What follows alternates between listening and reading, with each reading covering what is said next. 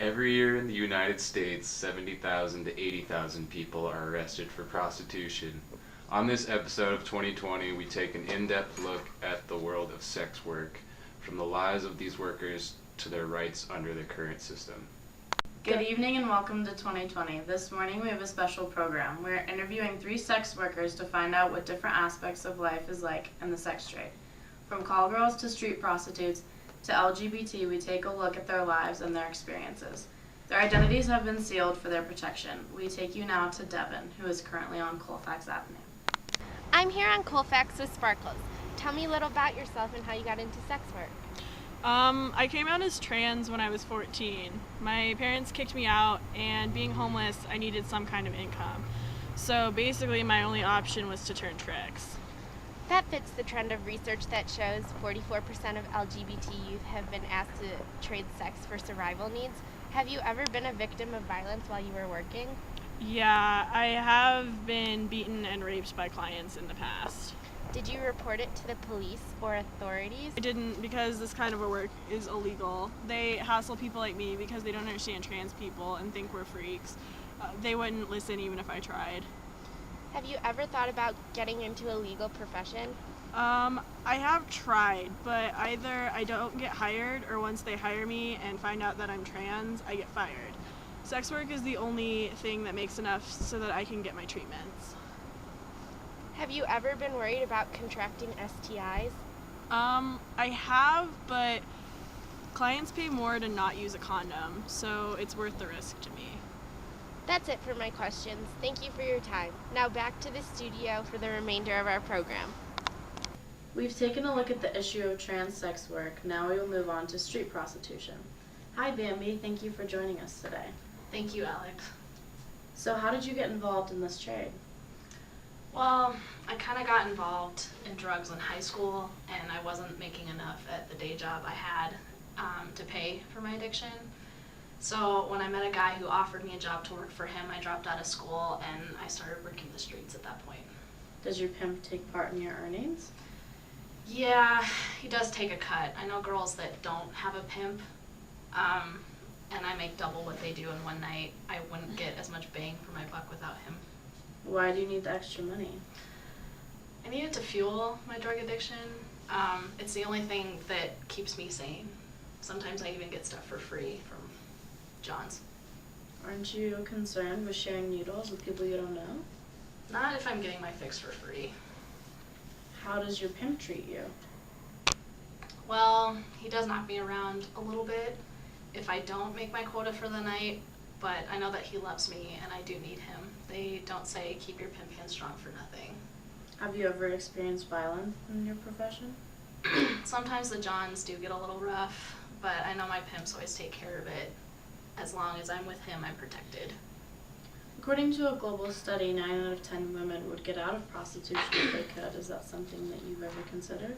I'd like to, but I can't. I have no place to go where I won't get judged. I can't go back home because I will get publicly judged too. This is the only place I feel accepted where I won't get publicly humiliated or stereotyped as a slut.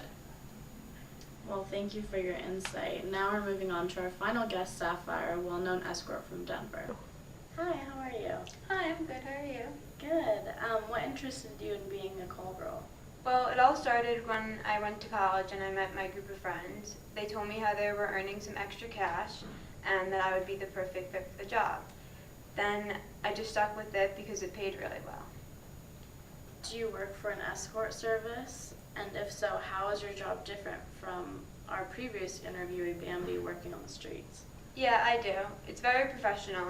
I mean, we have specific meeting places, discuss the night ahead, and I get the money up front before I even go to the job. A study showed that 80 to 90% of clients are married. How often does this actually happen in your experience?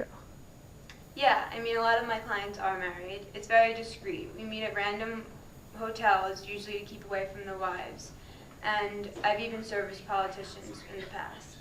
How much do you typically earn in a night? Since the things don't come cheap, neither do I. I charge about $2,000 an hour, but if you want something more specific, the price varies.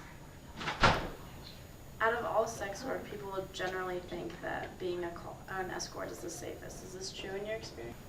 Well, since I'm very in and out, I always show up at the assigned hotel, give the guy what we discussed, and then I leave. There's always someone who knows where I am, what I'm doing, what hotel room I'm in, and what time I should be back. Besides the frequency of guys trying to get more out of me than what they paid for, I haven't really experienced anything besides the overwhelming of pushy guys. Girls, are you tired of having to work 40 hours a week and still not be able to afford that pair of shoes that you've been lusting for? Are you looking to earn extra cash for less hours? Are you the ideal woman, or are you just as close as it gets?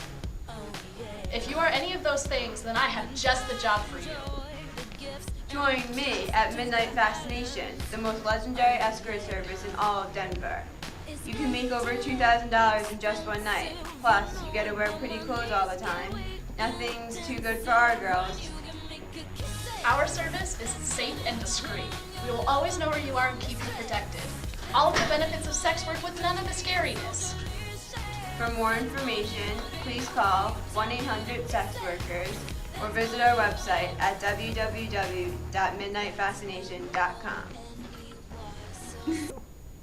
And now we move on to an interview with a police officer from Denver PD. I'm here with Officer Milky to talk to him about the legal side of sex work. Thank you for being here today. Thank you, Caitlin. So, let's talk about the legality regarding the sex trade. What are the laws about prostitution in the United States? Despite popular belief, prostitution isn't technically federally illegal. The only time it is illegal is if it's concerning human trafficking, because that violates the 13th Amendment. It's up to the states to decide. Currently, it's illegal in all 50 states except for 11 counties in Nevada, Vegas. So, under these laws, what kind of rights do prostitutes have? They have the basic rights that every citizen has, like being able to report crimes and all things associated. Unfortunately, due to their profession, either they don't feel comfortable reporting crimes committed against them, or they can't due to fear of being arrested. Do they always get arrested? Usually, with their Fifth Amendment rights, their profession comes out during the investigation. This leads us to arresting them for breaking the law. Have you had a lot of experience dealing with prostitutes? Yes. I've seen more than my fair share of sex workers. So, what types of people do you usually see being run in for this crime? Mostly you see the girls walking the streets. We see a lot of transgendered individuals and drug addicts. However, we hardly ever see the girls that work for escort services, even though we know they are around. So, how often do you arrest customers or pimps for the same crime? Not as often as you'd think. It's easy for us to arrest the prostitutes because we can do undercover operations and expose them. It's hard to arrest the Johns because they come and go, and the prostitutes hide their pimps and pretend like they don't exist. Have you ever had a sex worker report a crime against themselves to you?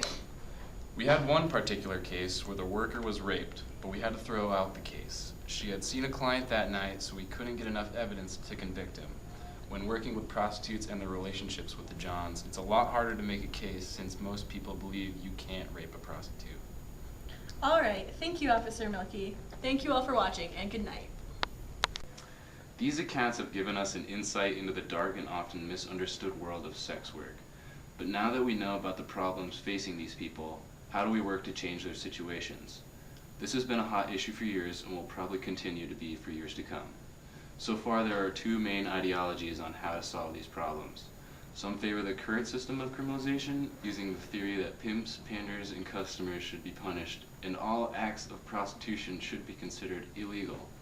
Unfortunately, more often than not, it's the prostitutes who are arrested and punished, not the perpetrator. Others favor legalization and decriminalization of prostitution, based on the idea that prostitution will continue no matter what.